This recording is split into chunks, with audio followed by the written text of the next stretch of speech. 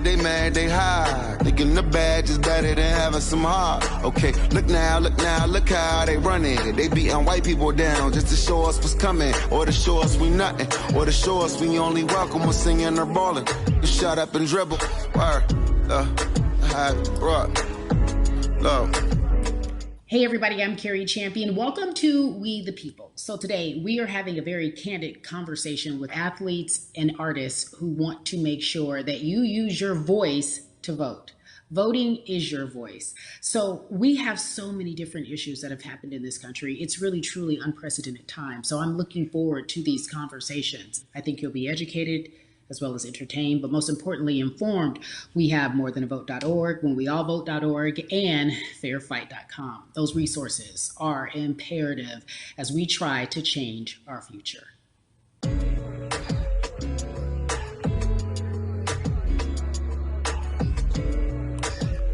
Yeah, la. There's no way that we can talk about hip hop or even the fact that we want to talk about activism, black voter suppression, without bringing in this guy straight from Port Arthur, Texas. We are talking about Bun B. He is an activist, a scholar, and an all-around gentleman. Thank you so much for spending some time with us. Bun, I don't want to start heavy, but I guess I have to because that's where we are in the world today. It's heavy as hell. And when you think about what needs to happen in this country in terms of change, what's the first thing that you think of? Equality. That's pretty much the first thing that comes to mind, right? Black people need to be seen as equals in this world. You know, we had to fight just to be recognized as a full citizen in this country and not 3/5. The world is now seeing what we've known for so long in the culture and in the community. The one way that we can fight is obviously voting. Talk to me about what voting means to you. I hear people all the time talking about one vote doesn't matter and that voting doesn't make a difference. If that's true, why do they work so hard to suppress the black vote? Because they understand the power of the vote. And so it's time that black people collectively also understand the power of their vote. And not just on a national level, because a lot of times we only have this conversation every 4 years. People need to be very much involved in their local politics. They need to understand who their elected officials are, where they stand on issues that affect you. And you need to use your vote to either support the ones that care about you and your condition or to elect people who do. A newer initiative that we're dealing with is educating felons, right? So in the state of Texas, if you're a felon, right, if you've been to jail or to prison, but you're no longer on probation or parole, you have the right to register to vote. Another thing that was just brought to my attention, there's an initiative called Orange, which is happening not just in Houston, but all over the country. If you're in jail currently during pretrial, but you have not been convicted, like you're still in jail waiting for your day in court, you are still eligible to vote. And you said something so key. They work so hard to hope that we stay uninformed, but more importantly, to suppress the black vote.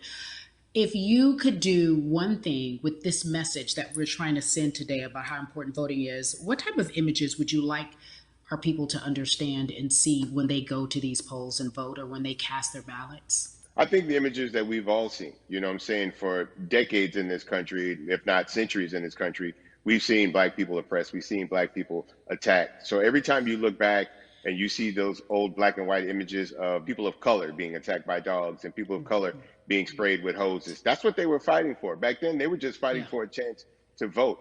People like Martin Luther King Jr., people like Malcolm X, these people died to help us be in a position to have the power that we have now, which is to be able to cast a vote and make a decision about the people that have controls over our lives. So, I mean, if you in your own community need a reason to vote, look at a person like George Floyd. If the people in your city are not open to police reform, are not open to having a conversation about defunding the police, are not open to issues concerning economic equality, judicial equality, and racial equality, right? If they're scared to say Black Lives Matter, you have the power to put people in those positions who do believe that Black Lives Matter, who do believe in racial equality, economic equality, judicial equality, right? Who see us as human beings. And if the people in your community don't feel that way, vote them out. It's that simple. It's just vote them out. We don't have enough time to sit around and hope that people change their minds. Yeah, Bun B, you point out something so important. We have the power. And that is in our vote, and that is with our voice, and that's how we use our voice. I think of where we are right now. People say this is a particular moment, but it is a movement, not just a moment, it is a movement. Why, in your opinion, was it George Floyd's death? Why was that the chosen brutality for people to say, oh my God, Black people are still oppressed in this country, and it is not fair? I think it's twofold, Carrie. In so many different encounters between people of color and the police, there simply is no proof of what happened in the interaction. And so what happens is in a court of law, it tends to lean towards the policeman's point of view, right? In this case, we saw very clearly what happened. I think the other thing is due to the fact that everyone was at home, basically, during this time period in relation to the coronavirus, you couldn't avoid it. Right? It was on every television station. It was on every social media platform. Everywhere you turn, you were constantly hit upside the head with this message. You see in the interaction that this man did nothing to deserve what happened. That's right. I think so well said, because if you think about it, in the grand scheme of things, it wasn't worth it, and he didn't have to lose his life. I think that you touched on something that a lot of people talk about, and that is now defunding the police. That has been such a huge conversation, but there's so many misconceptions around defunding and dismantling. If you will, educate the audience. All right. So most people, when they hear the term defund the police, they tend to think of, oh, they're going to take away our police department. Nothing could be further from the point. Defunding the police means that in certain communities, even Houston, take for example, we had over $1 billion allocated to our police force. Now, what is that money being used for? Some of that money tends to be allocated towards riot shields, right? Pepper spray, right? That kind of thing. That's only used against the people that fund this budget, right? So why would the people want to supply the police with the means to oppress them? If the police are concerned about the situations in certain communities with a higher crime rate, well, higher crime rates tend to happen in communities where there's not employment opportunities, right? There's not a lot of social services, and people are going to do what they need to do to take care of themselves and their families. When the community has more opportunities for employment, more opportunities for upward mobility, then they tend to be less of a strain on the government. They tend to have a lower crime rate. And because of that, we'll have less need for the police in those communities.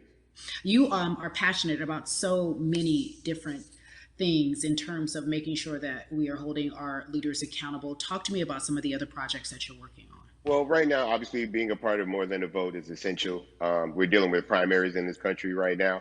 And we just want to educate people. We want to inform people because people are tired, they're angry, they're concerned, and they want information and they want action.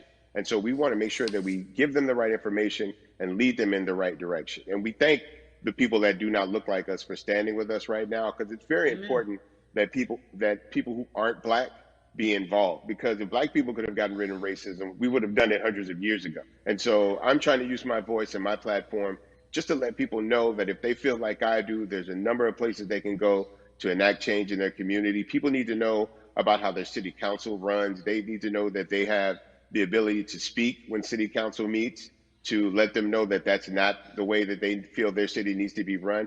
Those are not the places that they feel the money of their community needs to be allocated. And Bubby, even a step further, they can run for office in their local community. They can run for positions. Like, people act like they leave it up to somebody else. If you're upset, it's not hard to get on the school board. It's not hard to be a part of the city council. It really isn't. And depending on how small your town is, you could be a mayor. The power is with the people. And we need to just know that that's happening. Absolutely. And it's always been with the people. You know, if you look at Trayvon Martin's mother, Sabrina Fulton, right? She felt that there was a system of racism and a system of oppression that led to her son's death. And so what did she do? She ran for city council and she was elected to city council. Our own former president, 44, Barack Obama, right, started in the community as an activist, ran for an elected position, became senator, ran for another elected position and became president of the United States. So don't think that you can't make a difference. You know what I'm saying? You don't need a lot of money. You don't need a lot of power. Your voice is enough to make a difference. Amen. I feel like I need to go out and run for something. You gave me a rousing speech there, sir. I'd be remiss if I didn't ask you this.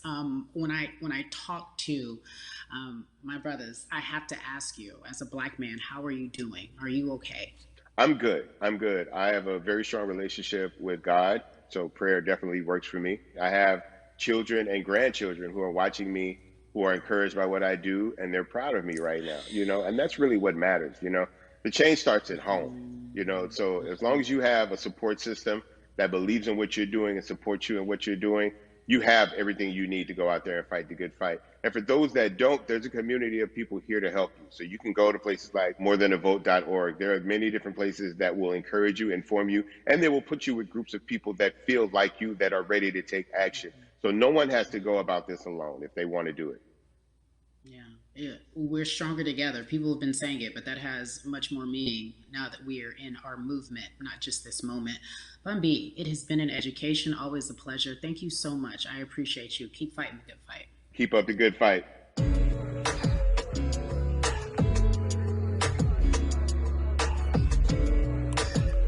Yeah, la la. So our next guest, I have to admit, I'm a fan, but there are so many different people that we could talk to, and I thought it was so imperative that we speak with her. You know her as Molly on the huge, successful show Insecure, HBO's Insecure. She also has a comedy special highlighting her Nigerian roots, and she's an amazing podcaster. Let's welcome in Yvonne Orji, everyone. You have such a beautiful way of making things funny, giving us our medicine with some candy, right? The humor and the healing. You bring all of that to your space. And right now, as you look across this country and how everyone is so broken and so upset, if it's not social injustice, it's the pandemic, it's depression, it's unemployment, the list goes on and on. How are you doing, quite frankly? You know, I'm rediscovering self in a way that is hard, but necessary, that will lead to ultimate joy. I know it sounds like a lot, but no, I think I personally think that God put all of us on a global timeout. Like we just, America hasn't done as good as other people when it comes to timeouts because everyone else is out playing at recess, and we're still in the principal's office hoping and wishing we can come out. But I think that if we settle into the timeout and really learn the lesson that we're supposed to learn from this season, I think we'll emerge better. We'll learn how to play well with others in more ways than one. And so personally for me, I'm taking this time to learn me in a new way. I feel like I'm being ushered into a new season, and I'm getting still, because sometimes the busy confounds the work that we're supposed to actually be doing. We're busy doing other stuff, but we got work that we need to do on the inside. And I'm leaning into it. I'm like, dang, I thought I was gonna be able to rest like everybody else. And God's like, nah, we got work to do. You know what? And I think that's what everybody is saying about 2020. It's demanding that we be better. And you said it's a global timeout. What do you mean by that? Yeah, it's like everyone sit down, be humble, to quote the great prophet Kendrick Lamar. But no, seriously, sit down and let's reevaluate some things. Let us unearth and shake up the things that we have been trying to hide within ourselves, within our nation.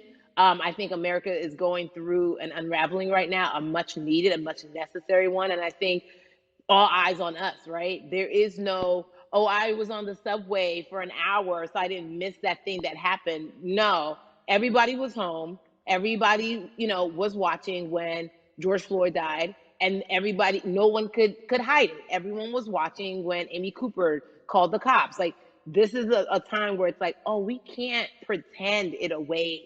We can't excuse it away. No. It's a global timeout. Sit down, watch, and let's learn. And globally, it's like, hey, we were going business as usual, but it ain't usual no more. Like that's old. Anytime change occurs, it's very uncomfortable. And so right now we're sitting with we're getting comfortable with the uncomfortable. The minorities, we've been comfortable with being uncomfortable, because that to me explains just the existence for whatever we want to do, how we break into our careers, how we live our lives, how we find ourselves one of the few or one of the first. And that's a lonely road. When you look at, and when you talk about this global timeout, everybody had to pay attention to Amy Cooper. Everyone had to pay attention to George Floyd. How is that helping us as a people, as a country, during our global timeout?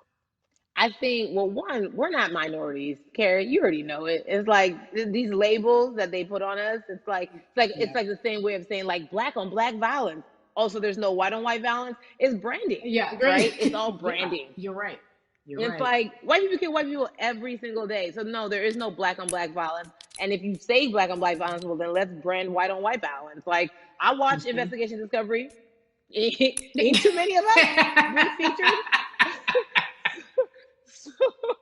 so, I just even like, but to answer your question, what does that do? I think what everyone expected is what has happened in the past when the world was still open, right? In that, okay, you had everyone from Trayvon Martin to Castillo to Sandra Bland. You had all of these lives lost, and Black people made some noise. We rioted, we got out in the streets, we started the Black Lives Matter movement, all of those things. And then white people kind of just like, oh, let's give them something.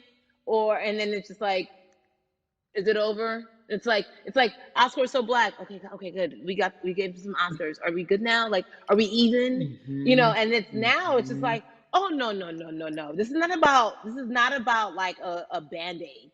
It's like, yo, we might have to amputate the leg a little bit, but it's all right because by amputating the leg, we're gonna save the body.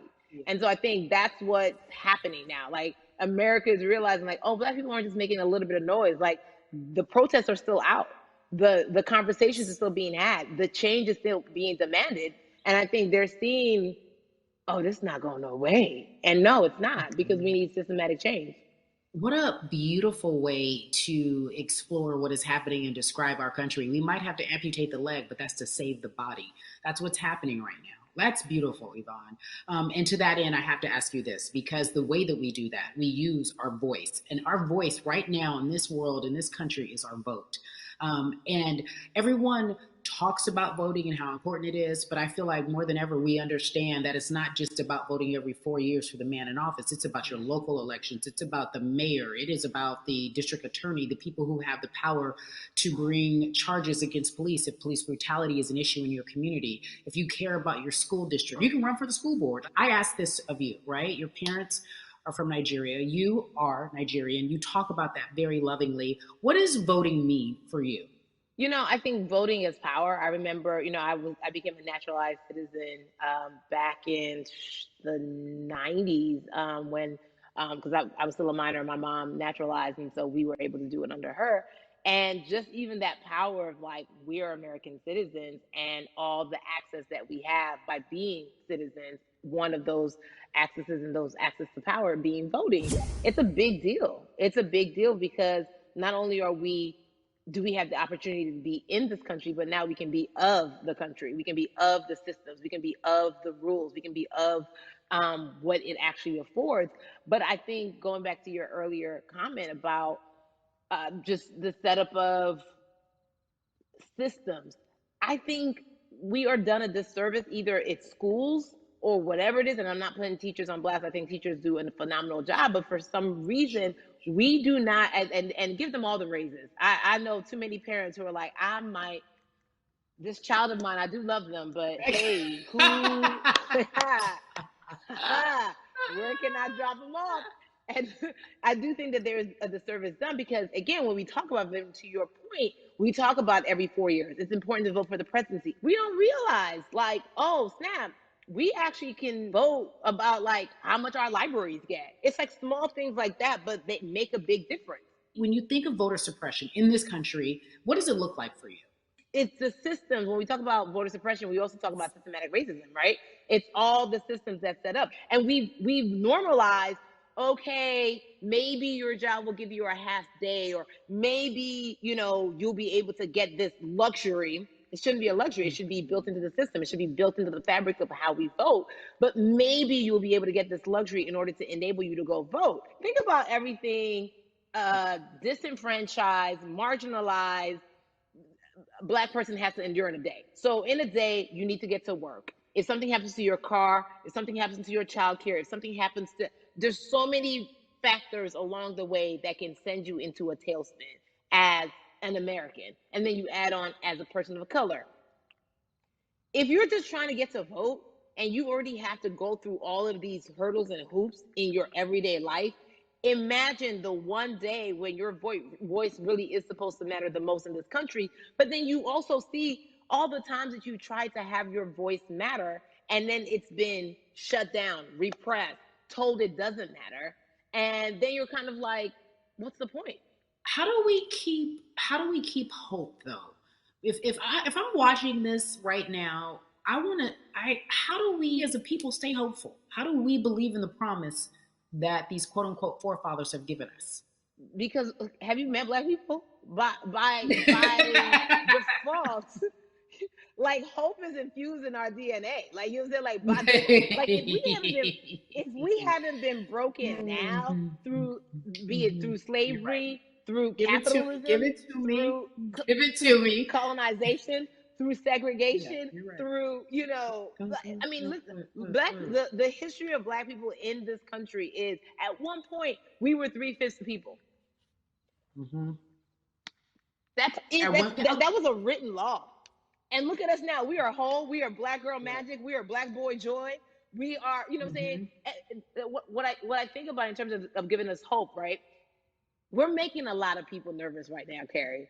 We're making a lot of people nervous right now because they're like, dang, we put all these obstacles in their way, and these jokers are resilient. But that should give us hope. That should give us hope that, like, we can't stop, won't stop. I mean, I went to the school of Diddy. You know what I'm saying? Hashtag, Harlem shaking it right now. Can't stop, won't stop. And I think that's our motto. We can't stop voting and we won't stop voting. We can't stop marching and we won't stop marching. We can't stop thriving and we won't stop thriving. To that end, because you led me directly there, I've been asking everyone who's appeared on this platform, what does activism look like? And I feel like back in the day, we had an idea. Yes, it is marching. Yes, it is protesting. Yes, it is speaking out against things that we feel are not right or unjust. But talk to me about what activism looks like for Yvonne Orji. Listen, activism, I think the beauty of activism is that it has many faces, right? You're going to have the people on the front lines. Like, you know what? Martin Luther King marched, but there were a lot of women who were in the homes like, hey, BT Dubs, when they come back, this is how we support all the people who are marching on the front lines. And we're going to be here doing what we know to do best here. And you know what? Somebody needs to bail them out of jail so now we need to be in the community, getting money or whatever it is. So it's like everybody has a position to play. And so play your position like a shortstop, bruh. So whoever you are and whatever you do, play your position. So activism could look like, you know what? I'm not the one that's built to be on the front line, but you know what? My pockets go deep. So I'm gonna support the people on the front line. I'm a comedian. Black joy is a form of activism. There's always a call for entertainers or celebrities that have the platform to do something. Why aren't you speaking out? I'm not a believer in thinking that it's mandatory. Like you said, everyone can be an activist and be activated in different ways. But talk to me about the connection. Talk to me about the marginalization in your world and how you feel like it even inspires you to say more and use your platform to do more. Beneath the surface of what we do, like Niecy Nash says, it's the who, right? The who is the person who's going to be like, hey, let me call this out. Either blind racism in terms of overt racism, in terms of ways that we can be better, in terms of ways that we can actually be more uplifting to the community that you may not even realize that you're serving. Before I let you go, talk to me about the urgency, in your opinion, for people to vote, our people to get out and vote this coming election.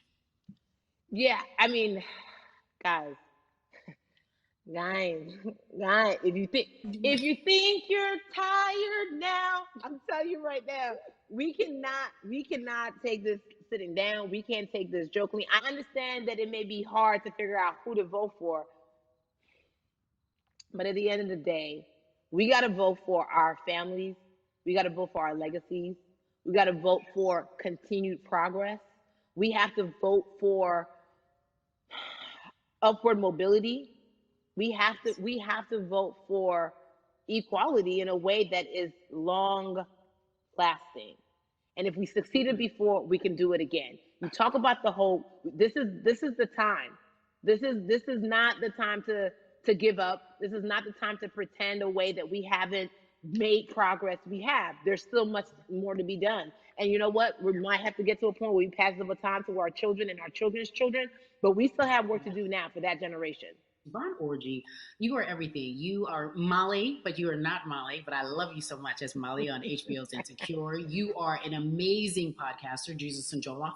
Shout out to Lovey. And then we also have movies. Like you, the world. You're a model, a cover model. Also, wait, don't let me forget your hugely successful stand-up comedy special on HBO. Girl, you're doing it all, and I am so grateful. You're truly the dream, not just the American dream. You're the black girl, brown girl, do it all dream, the immigrant dream, everything. You're a beautiful, beautiful soul.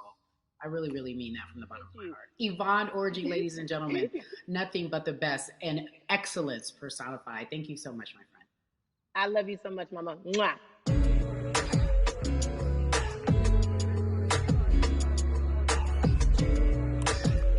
Yeah, la la. So Atlanta has been one of the hotbeds in terms of political unrest and social injustice. We've seen so much happen in that city, and we've also seen so much come from that city, including one of our very own founding fathers of the civil rights movement, and that's Martin Luther King Jr. But right now, we want to welcome in someone who has used his platform to talk about voting, to talk about racial injustice, and how he's trying to help. Atlanta's very own Russ joins us now on We the People. Russ, I'm not going to fan out and tell you what some of my favorite songs were that I listened to repeat on yours. We're going to get to the topic at hand. So Amazing. We got to talk about, recently you did an interview where you shared your outlook on culture and music. And you also were very candid about the fact that you have a privilege and that it's necessary for you to give back. Tell everybody about what that means. It's very obvious. I'm white and I'm in Black culture and I'm benefiting financially off of it. So I feel like if you're a white person financially benefiting off of Black culture, you have to put finances back into Black culture. It's just that simple. The screenshots with your feelings, it just comes off like fake empathy because it comes off very dismissive and very, oh, that sucks for y'all. But anyway, back to what I was doing. Have you felt that way always, or is it now because of the time of where we are in this country? I've always had the feeling. I think now it's just obviously elevated. It's a new level and there's new, it's to the point now where you can't, first of all, you can't not say anything. Second of all, though, I just think saying something isn't enough anymore. I think, if you have the ability to put money back into a culture that you're financially benefiting from, you have the ability to, you should. It's interesting that you talk about it in that way because some people do believe that silence is the best way to go because it's hard to talk race, especially if you're white and you're in the Black culture. People just feel as if they can't talk about it. They feel awkward. They feel as if they don't have the privilege or the voice or the words. How do you find yourself right now in terms of interacting with people when they want to talk to you about social injustice, police brutality? What's going on in this country right now? Well, first of all, picking and choosing whether you want to be silent or not about race, that's a privilege in and of itself. But no, I mean, I try to just do my best to listen to the Black people around me and the educated Black people I have in my life. So I do my best to not act like I have all the answers for everything, especially in a culture that I'm not from. But that's why when we decided to raise the money for Black Lives Matter organizations, when we raised $500,000, we got on the phone with some of the women who started Black Lives Matter. I got on the phone with Tamika Mallory. I was on the phone with Karen Civil and talking with my friends to make sure the money went to like the correct places, and people who really need it. It's just about listening. That's all. It's about listening. Let's talk about that for a moment because the way I think of activism, for me, it looks very differently. It's not necessarily just protesting on the front lines. I think that's great. But what about being an activist in the way in which you have decided to be one? What inspired you? What did it look like? You said you raised money for Black Lives Matter. What did you do? Mm-hmm. Walk us through everything that you did and how you find yourself in this moment right now. So for me, it was 3 years ago, I had like a string of festivals. And I decided that I was going to wear T-shirts with a message on them because I figured what better time to use a platform than in front of, a bunch of people. So one of the T-shirts I wore was, if you want to change the system, speak up, white silence is pro-racism, the whole thing. And it didn't really it kind of got swept under the rug back then. But, when all this stuff started happening again, and it's been happening, the police brutality against innocent Black people. I was like, man, I'm not the biggest artist in the world, and I certainly don't have the most white fans in the world, but I got a good amount of people that I can definitely mobilize and turn into some money. And I know they're down for the cause because it's merch, it's a good thing. And I've always been outspoken anyway, you know? And so how am I going to be in Black culture and not be outspoken about racism? And then I got to ask you this, because you grew up in Atlanta, so that gives you a heads up, depending for so many people, because you're in the crux of that beautiful Black city where there are so many wonderful Black leaders, home of so much great music and things that speak to our culture right now. And we are really, really getting our word out, especially with this platform today, and saying that we must use our voice to vote. Talk to me about what the importance of voting for you in this upcoming election. Yeah, so full transparency, I had never voted before, ever.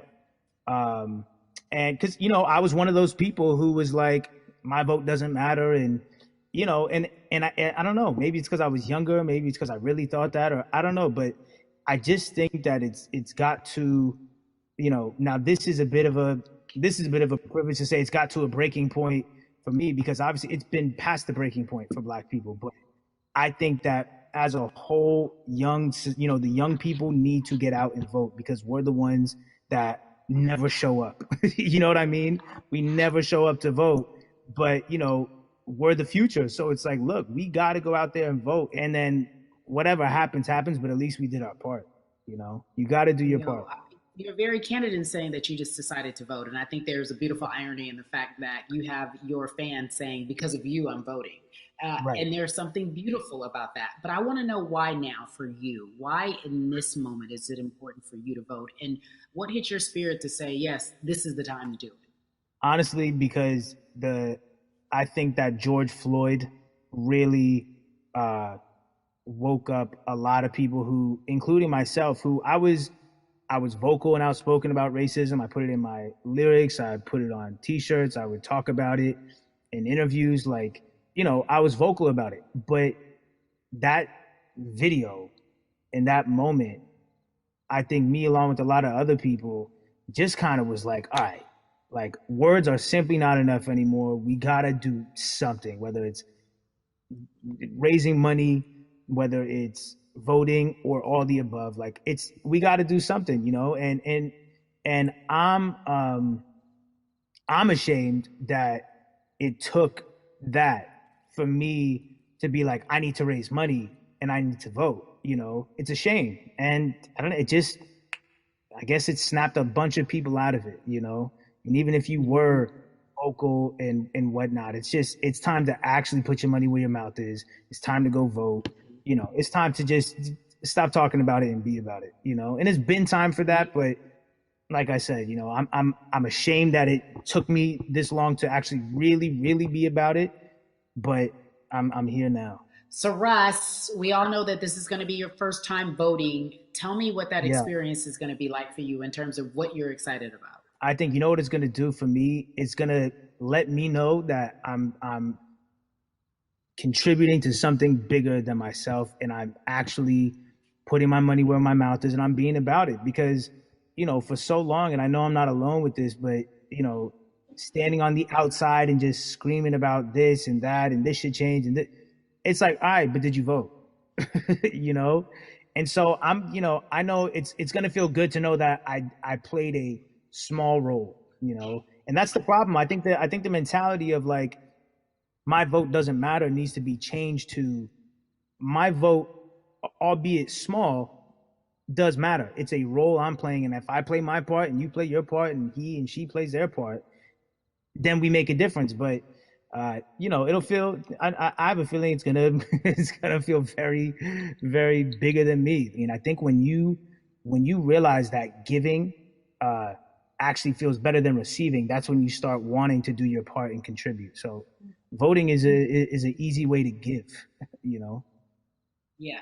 To whom much is given, much is required, and you have been given a huge platform, and we are so grateful for you, Russ. Philanthropist, artist, community activist, first-time voter. We appreciate you for doing this, okay? Thank you. I appreciate y'all.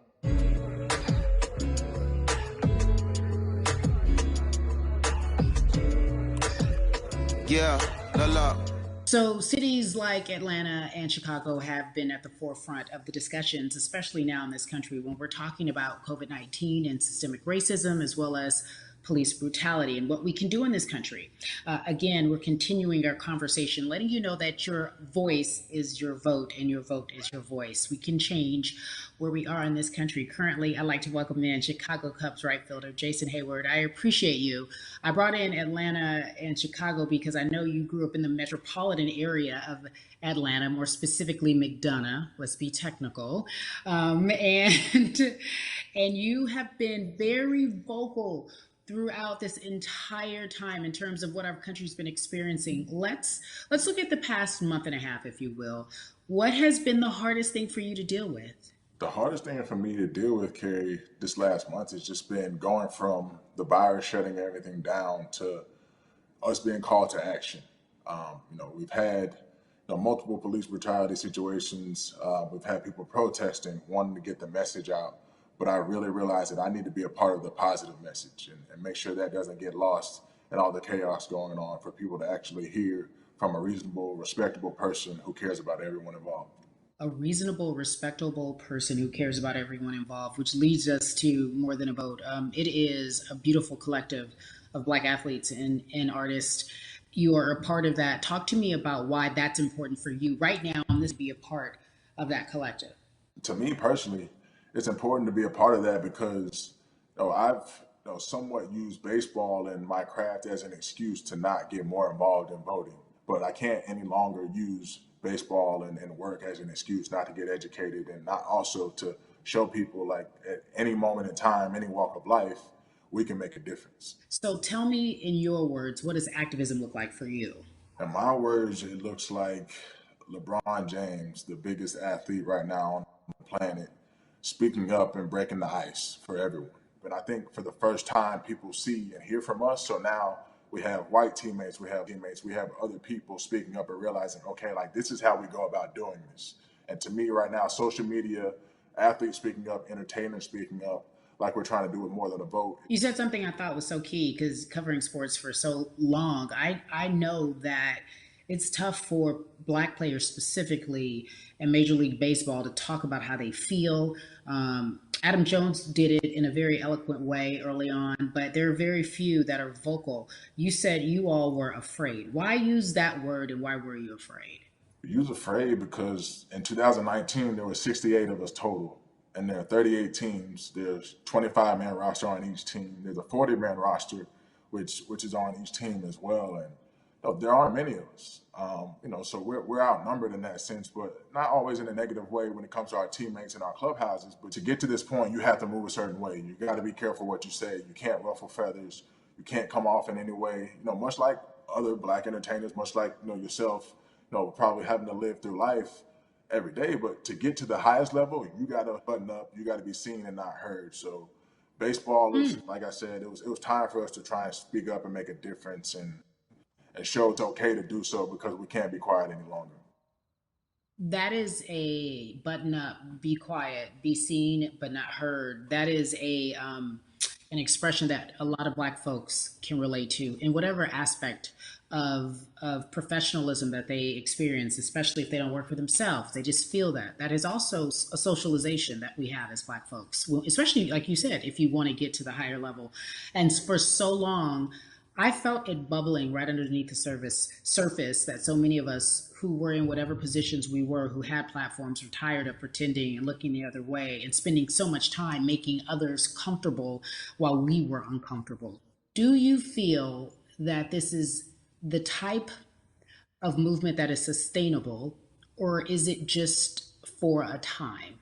No, it takes everyone joining in on the conversation. And right now, I feel like more than ever, there is little things as possible to distract from bigger issues. And we saw on draft day, we saw our president, Theo Epstein, holding up the sign saying Black Lives Matter and wanting to include the rest of MLB in that. But now we're having those conversations as well. So I definitely think this is sustainable. And it's not always just going to be the popular thing to do. This is something that people want to get right because they know we care. Jason, you said you think it's sustainable, that what you're seeing, especially with your colleagues in baseball, that this can be something where you're feeling more comfortable, feeling more safe to share how you feel about social injustice and police brutality. What are you doing right now in this moment with your platform to help change how we look at voting and how to educate the culture and the community about voting? Well, first, what I'm doing, Carrie, is joining up with More Than a Vote and joining up with other athletes and entertainers to get that message out and use our platform in that sense as a group. And try to create a brand with this to make it something that's not just about the election coming, make sure that it's about people getting educated for years to come and figure out where to vote and how to vote. We've got people in different areas that cover different demographics and influence different areas of people. And as a baseball player, as a Black baseball player, I feel like now, like we talked about, is finding the time to show people that you can use your voice in this profession. You don't have to be afraid. And to me, that can help a kid growing up. He can see me, he can see other guys that were in the video we posted saying, hey, this is what they're standing for. They're speaking up for these things, and it's okay to want to play baseball. It's not lame. It's not something I have to be as afraid of as I was before. So I feel like that's my role in this. I have a younger brother as well. He's 24. He also plays baseball. So I've got to lead by example. I can't just always, come up with a good answer that sounds good on TV when I get asked a question on, what do we need to do to make changes. I'm joining up here to make sure that I take action and get educated myself. For one, so many people, I feel like in Atlanta, they're on the move. Or when you want to try to make a vote and try and cast your vote, you have to do it by mail. You have to sign up for the absentee ballot. Then you have to get another ballot in return. They have to send it back to you. Well, for me personally, they didn't send that back until it was too late, right? We didn't get it in the mail to the address that's an Atlanta address at my parents' house. We didn't get that in the mail until it was too late. And then from other friends and family that are still in Georgia right now, I just hear about them being held in lines too long and trying to get off work. And we know how it is for any family, but let alone a Black family in the inner city or in the suburbs trying to take care of their family and trying to provide for them. You try to get off work, and then you're like, wait a minute, you start looking at the clock. It's like, oh, this is not going to happen today, right? And so I saw, Mayor Keisha Bottoms, reach out via social media to people and say, hey, I'm going to address these issues right now. I need y'all to stay in line to cast your votes. Keep hanging in there. So to me in Georgia, that's what that looks like. Well, it's interesting that you even bring that up because there have been all these images specifically from Georgia, because that's such a battleground, where you see people, especially when it came to the primaries, doing whatever it takes. And this is real life voter suppression that you're talking about. It's been happening for decades. It's not fake. What you're saying, these examples of sending you your ballot too late after the fact or shutting down the polls at 6 o'clock while people still are in line, that's a real life issue. There needs to be some type of change. And I think that what we're doing right now is fair. But the idea of voter suppression, do you think that is well known, especially with folks, within the generation, your generation? I think it's known in our communities, right? I don't think it's spoke on enough. I don't think there's been enough light drawn to it.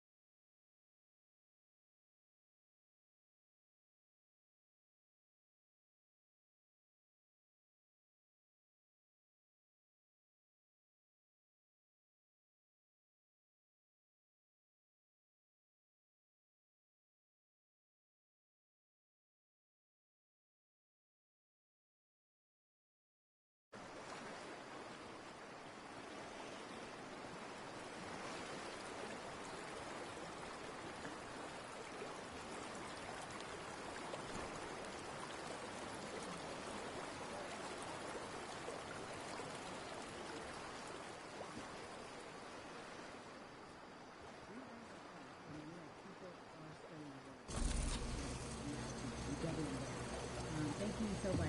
I appreciate it.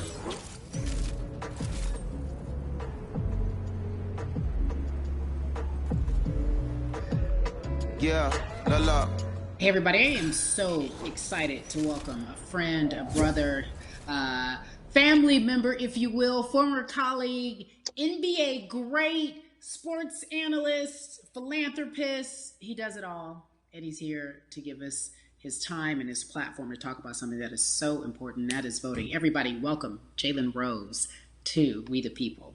Talk to me about how important it is for the people who know you and love you and look up to you. Why is it so important that you use your platform to talk about voting? Initially, we have to get past the stigma of the mental systemic racism that comes with the presidential race, governors, mayors, senators, judges. We've been conditioned to believe that our vote does not matter. So usually when we looked up at all of those races and people that were running, not only did they not look like us, we didn't believe they were there to represent our best interests. So therefore, as a collective, we didn't mobilize until Barack Obama, and we felt a sense of hope that finally our country is going to do something that we felt would never happen in our lifetime. And I remember being at the inauguration in 2008. I made sure I was there. And we voted. In 2016, we didn't vote, Carrie. We didn't vote. And so many people try to make this political. This is not political. Me telling somebody to vote is like telling somebody to pay taxes. So that's one, getting over the stigma of nobody is going to represent our best interest. And then number two, the reality is that the person that gets the most votes doesn't necessarily win the presidency. That's uncomfortable right there, because that's actually what took place in 2016. The Electoral College chose the president. And if you put all of their pictures up, I'm pretty sure they look a lot more like each other than they look like you and I. How about that? And then the third thing, especially in urban environments, oh man, they create barriers for us, Carrie. It's like you got to jump over the fence, you got to run past the dog, you got to jump on the hood of the car. The lines is 5 hours long. You get up to the poll and they don't work.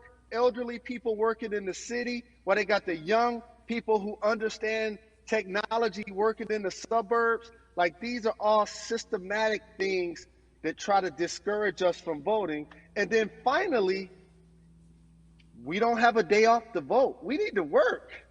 So we don't get a day off. It's going to be a full day, and I got to work to pay my bills. So you know what I'm going to do? I'm going to mail in vote. And you know what you want people to realize? That counts too. So your vote will be counted if you're able to mail it in.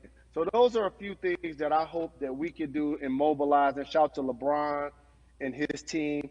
Shout to you and everybody involved. We will make a difference. Well, let's talk about more than a vote. There is a Black collective of athletes, of artists coming together and saying voter suppression is a real deal, especially in the Black community. When you just talked about, I got to work, so I can't go vote. And then when we do get in the booth, just in case we don't have to work, do we know who we're voting for? Not only do we have to vote, we got to be educated. And it's not always even about the man who's in office or the woman who's in office for president. It's about your local elections. It's about the people who are your DAs, your state DAs, like the people who actually make change in your community, who will change police brutality, who will make sure that your community is taken care of, who will defund police and hope that they can help you in stopping police brutality. So talk to me about why you decided to be a part of More Than a Vote and what it actually means. Well, it means a lot to be involved with such an impressive collective, as you mentioned. And I said this multiple times, and I know it can be uncomfortable when I say it, but a lot of times we have to get to the root of the issue before we find a solution. And the quote was, I wish America loved Black people as much as it loves Black culture. And this collective, by the way, represents in a lot of ways what's encouraging, but also sometimes disappointing about our role as Black people in America. Because we were brought here as labor and to entertain. And we use those vehicles to get paid and move to the suburbs and be the idols of white kids. And so now that we have this collective, I would say Sports and entertainment represent the most powerful group of black men in the United States.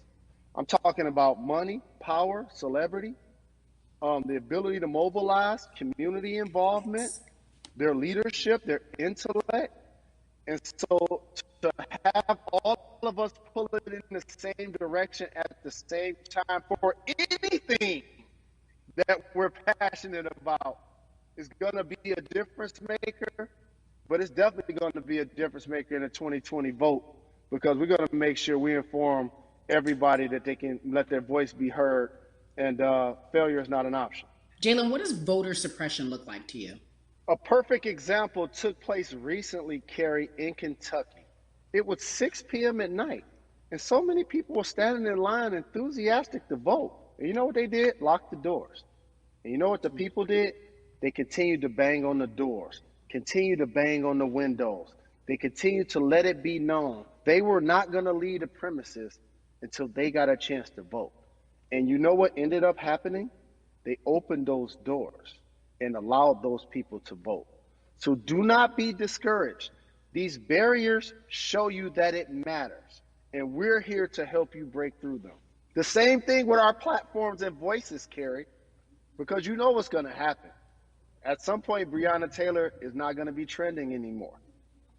People are not going to be protesting anymore. But it's still up to us to keep making sure that our voices get heard, and this is one way to do so. Right, and that is a form of being activated, being an activist. It doesn't have to be protesting. It doesn't have to look like what you think traditionally activism looks like. It's voting. It's that simple. We now have to understand, like, this is a critical mass moment for this movement to continue to hold up as much steam for as long as possible. And that's what this collection is going to hopefully allow for that situation to happen. Jalen, in today's age of technology, it should be easier to vote. No doubt. It's like we call these devices smartphones, but yet I can't vote from it. All of the things that we do in our lives are in our phones. All of these barriers are things that people will need to overcome in order to create a level of enthusiasm to vote. And again, this is not political. It's your right to do so. And there's so many times where you feel like somebody may have gotten done unjustly in your community. Pay attention to who the judges are, who's running for Senate, mayor, governor. Pay attention who's running for president. And let's make sure in 2020 we make a difference. Why is more than a vote so important and invaluable in our community right now? Well, because right now, I think we have an opportunity to let our voices be heard louder than ever. Anytime you see the mobilization of white kids holding Black Lives Matter signs, that means there's a breakthrough. Now, what happens with that breakthrough is the next step. You're going to look down in your email, Carrie. You're going to see all of these companies telling you how they're going to work on their diversity, how they're looking themselves in the mirror. They need to make change, just like in sports, right? Look on the field, on the court, all those black players. The further you get up, it's like altitude or a ladder. It gets thinner and thinner. And so a lot of people talk about the system being broken. I hate to remind people that it's not broken. It was built this way. And one of our ways to help change the system is to vote. So that's why more than a vote is so very important, so we can make sure everybody participates and gives themselves an opportunity to let their voice be heard. I think it's interesting because you talked about black men being very powerful in the U.S. if they're athletes and entertainers, because for so long those have been the only avenues traditionally to create wealth. The NBA season comes back. What are your feelings on the season coming back? In the midst of everything that is happening? I think you'll see players challenging the establishment more. You're going to see them saying, okay, if you have all of these marketing and promotional deals, how many of them are with minorities? How many people are you employing, NBA, What about certain teams? Who do you have as a minority owner? Or what about the candidates that you have for positions of power? NBA players have proven as blacks that they are now movers and shakers in the game. They're now the dog, not the tail. So if they decide not to play, some of the biggest social changes and conversations have taken place in sports that weren't during the game. Colin Kaepernick was before the game. The Ali Summit was a press conference. So they could mobilize if they chose to. But when and if you do play, challenge the league. Black Lives Matter on the jerseys. Continue to make sure that every time people are watching the game, they're also seeing the movement happen. Jalen, I appreciate you because you are always entertaining and informative at once. I really, truly am looking forward to the NBA season. Thank you for working with More Than a Vote because your voice, your platform, all of it is needed, my friend. Be safe, okay? Yes, ma'am. I love and appreciate you. One call away always. Thank you. Love you, brother. Love you too. Every conversation that we had today, I hope was helpful for you. I am so grateful to everyone who came on with me to talk about what's going on in our culture and how we need to change. Huge shout out to Jalen Rose, Bun B, Jason Hayward, Yvonne Orji, and Russ. Their words were inspiring, but also important and invaluable. I hope your phone is full with all the information that we've been able to place in front of you. Again, you need to check out these resources because they are so important because we want you to vote. That is your voice. It is important. We, the people, want you to vote. So go to morethanavote.org, fairfight.com, and whenweallvote.org. Again, thank you so much for joining us and paying attention because this message, again, is invaluable.